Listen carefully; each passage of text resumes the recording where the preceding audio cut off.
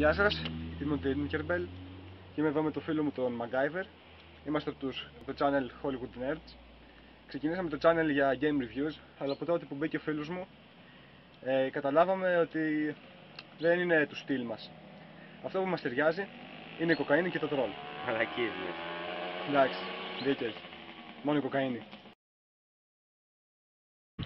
Γεια σας, είμαι ο MacGyver και μετά από 2-3 δόσεις κοκαίνης αποφάσισα να γράψω ένα ποίημα και τώρα είμαι σε θέση να σας το απαγγείλω.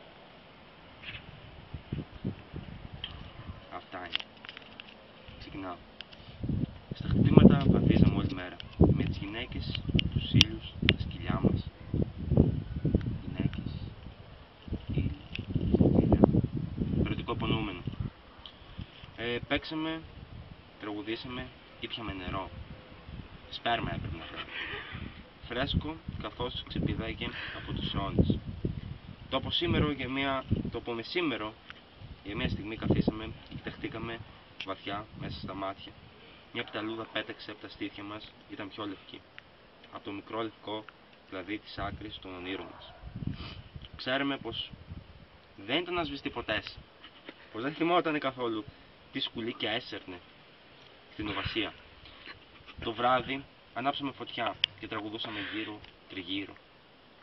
Φωτιά, φωτιά, φωτιά, μη λυπηθείς ακούτσουρα. Φωτιά, φωτιά, φωτιά, μη φτάσεις ως στάχτη. Φωτιά, φωτιά, φωτιά. Καίγε μας, λέγε μας τη ζωή. Εμείς τη λέμε τη ζωή, την πιάνουμε από τα χέρια ή από τα αρχίδια. Κοιτάζουμε τα μάτια της που μας ξανακοιτάζουν. Κι αν είναι αυτό που μας μεθάει μαγνήτης, το γνωρίζουμε. Κι αν είναι αυτό που μας πονάει κακό, το έχουμε νιώσει. Εμείς τη λέμε ζωή, πηγαίνουμε μπροστά και χαιρετούμε τα πουλιά της που νησεύουν. Και είμαστε από καλή γενιά.